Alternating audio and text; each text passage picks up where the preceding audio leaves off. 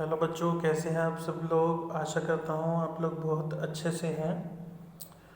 बेटा, हमारा जो टॉपिक चल रहा था वो चल रहा था कॉन्सेप्ट ऑफ गुडविल।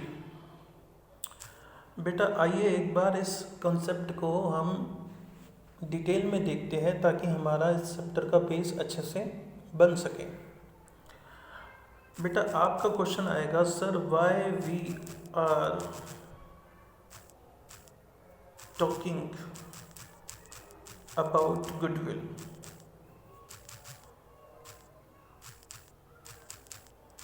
या फिर आप मुझे बोलेंगे, what is the role of the goodwill in partnership firm. तो बेटा गुडविल हम इसलिए पढ़ रहे हैं क्योंकि हम कभी ना कभी अपने बिजनेस को, हो सकता है हम कभी अपने बिजनेस को सेल करें। बेटा ऐसा कई बार होता है जब हम अपना चलता हुआ बिजनेस किसी दूसरे को बेच देते हैं, या फिर आपने रिकॉन्स्टिट्यूशन तो पढ़ा ही था। रिकॉन्स्टिट्यूशन तो बेटा ऐसे वक्त पर हमें जो है गुडविल को कैलकुलेट करने की ज़रूरत पड़ती है। तो बेटा क्योंकि हमें अपना बिजनेस कभी बेचना होता है या फिर कभी बिजनेस में रिकॉन्स्टिट्यूशन होता है, तो बेटा उस वक्त हमें अपनी गुडविल को कैलकुलेट करना होता है। आपका क्वेश्चन आएगा, सर रिकॉन्स्टिट्यूशन क्या है। तो बेटा वैसे तो मैंने पहले भी बताया था, दोबारा से आपको बताता हूँ। रिकॉन्स्टिट्यूशन बेटा, रिकॉन्स्टिट्यूशन का मतलब होता है चेंज इन पार्टनरशिप डीड।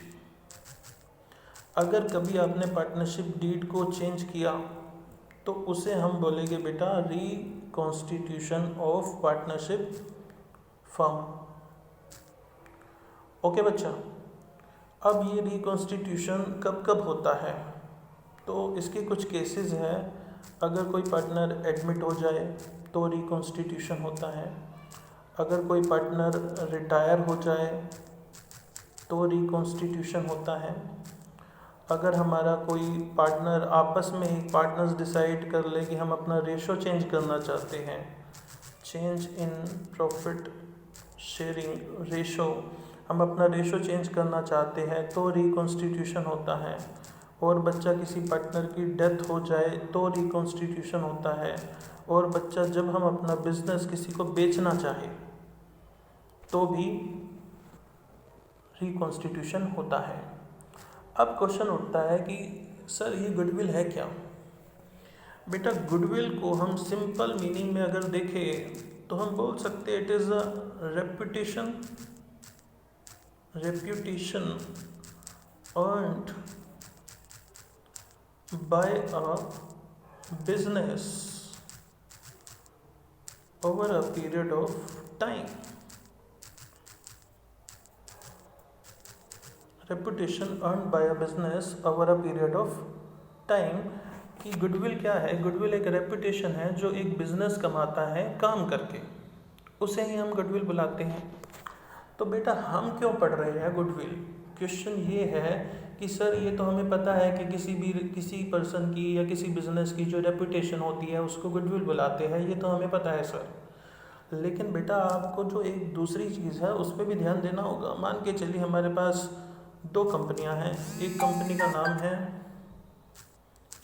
का नाम है बेटा ए लिमिटेड, और दूसरी कंपनी का नाम है बेटा, हम दूसरी कंपनी का नाम बुलाते हैं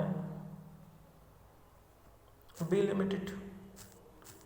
एक हो गया ए लिमिटेड और एक हो गया बी लिमिटेड। बेटा आप देखिए, अगर दोनों की कैपिटल की बात करें तो बेटा इसने भी अपने बिजनेस में 1 लाख लगाया है और इसने भी अपने बिजनेस में जो कैपिटल लगाई है वो 1 लाख है। 1 लाख है बेटा। दोनों ने सेम कैपिटल लगाई है। ए ने भी कैपिटल लगाई है 1 लाख, बी ने भी कैपिटल लगाई है 1 लाख।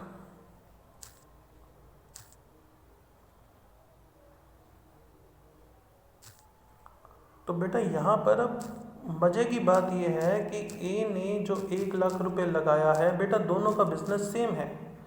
ए ने जो 1 लाख रुपए लगाया है, ए इसलिए इस 1 लाख पर कमा रहा है 10,000, और बी ने जो 1 लाख रुपए लगाया है, बेटा बी इस बिजनेस से कमा रहा है 20,000।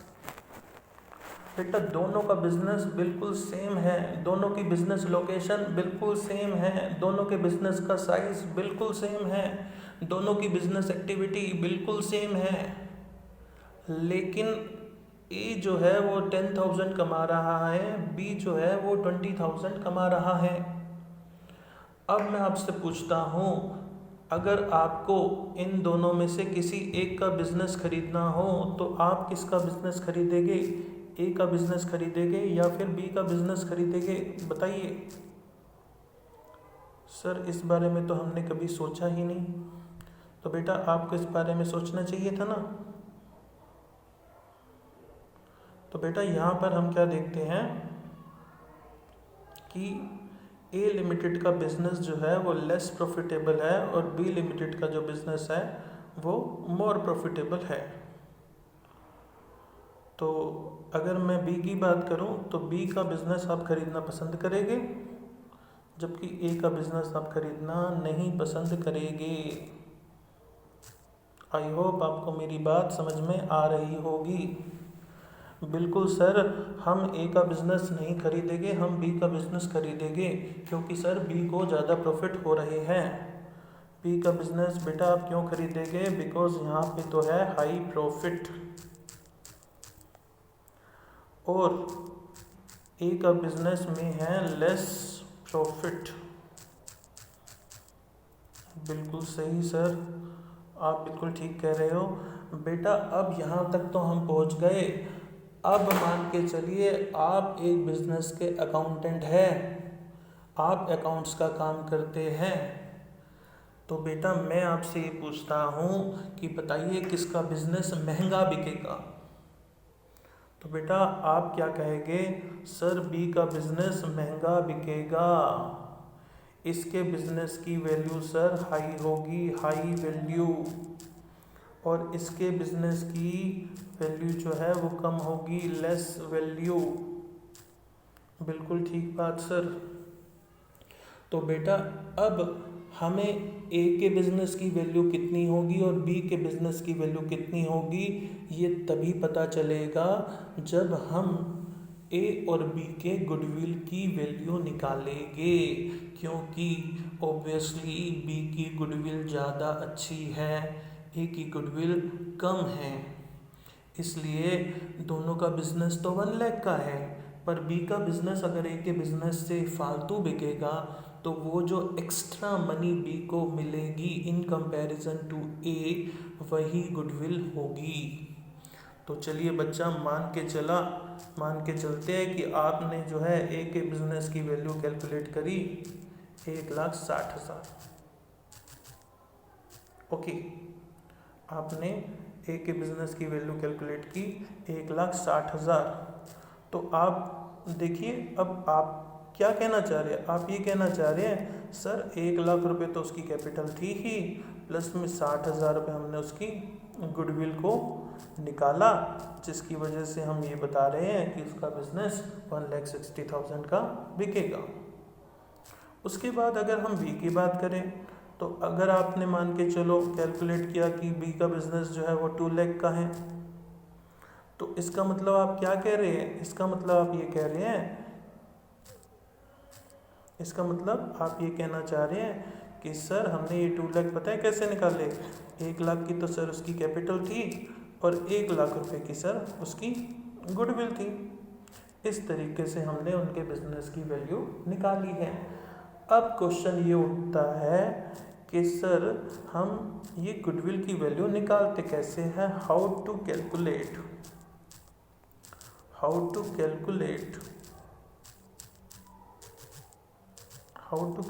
Value of goodwill. गुडविल की वैल्यू हम कैसे निकालते हैं, आपका क्वेश्चन आएगा ये। ओके बेटा, हाँ सर, हमारा ये क्वेश्चन आएगा, आप बताइए गुडविल की वैल्यू कैसे निकालते हैं। तो बेटा गुडविल की वैल्यू निकालने के हमारे पास 3 मेथड है। एक तो है बेटा हमारे पास एवरेज प्रॉफिट मेथड, दूसरा जो हमारे पास मेथड है वो है सुपर प्रॉफिट मेथड,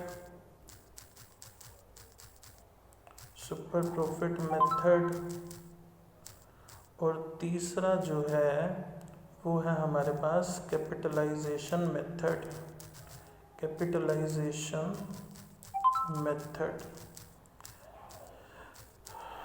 तो ये तीनों मेथड जो है बेटा हमें यहाँ पर समझने हैं।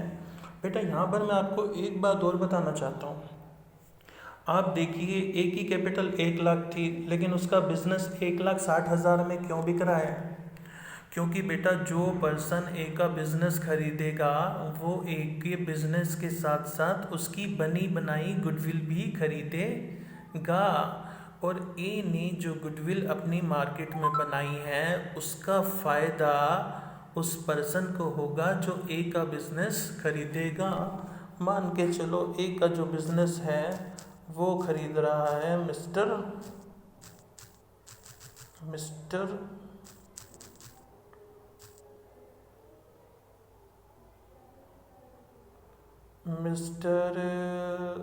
हम चलो ले लेते हैं मिस्टर जी।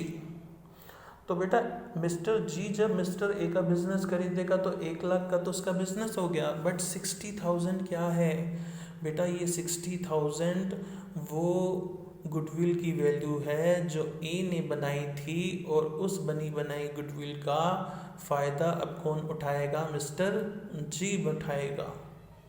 मान के चलो अगर मिस्टर जी अपना नया बिजनेस स्टार्ट करता तो उसे गुडविल बनाने में समय लगता, लेकिन यहाँ पर तो वो गुडविल बनी बनाई खरीद रहा है। इसलिए बेटा यहाँ पर हर बिजनेस को, जो बड़ी बड़ी बिजनेस होते हैं, जो बड़ी बड़ी कंपनीज होती हैं, जब वो बिजनेस और जब वो कंपनीज बिकते हैं तो बच्चा उन सभी बिजनेस की गुडविल निकाली जाती हैं, और उस गुडविल की वैल्यू को उसकी कैपिटल में ऐड किया जाता है। तब जाके पता चलता है कि उस बिज़नेस की सेल वैल्यू कितनी होगी। तो बेटा इसलिए हमारा ये सारा पर्पस है। तो बेटा इन सभी मेथड्स के बारे में हम क्लास में पढ़ ही रहे हैं, लेकिन मैं चाहता था कि आपके पास ऐसा बेस क्लियर होना चाहिए कि आप ये जो गुडविल निकाल रहे हैं वो किस लिए निकाल रहे हैं। ओके बेटा, एक एग्जांपल से समझते हैं। आपने किसी बिजनेस में 100 रुपये लगाए बेटा। अब आपकी 1 साल बाद आप देखेंगे उसकी जो कीमत हो जाएगी वो हो जाएगी 150। क्यों? क्योंकि आपने गुडविल कमा ली। और 2 साल बाद बेटा वो बिज़नेस हो जाएगा 210 का। क्यों? क्योंकि आपने और गुडविल कमा ली। और फिर 3 साल बाद बेटा वो बिज़नेस हो जाएगा 300 रुपये का। क्यों? क्योंकि बेटा आपने और गुडविल ऐड कर ली। इसीलिए हम गुडविल को कैलकुलेट करते हैं, और कैलकुलेट के जो मेथड्स हैं वो हम क्लास में कर ही रहे हैं। अगर आपको और किसी तरीके का डाउट आएगा then I will clarify. Thank you so much.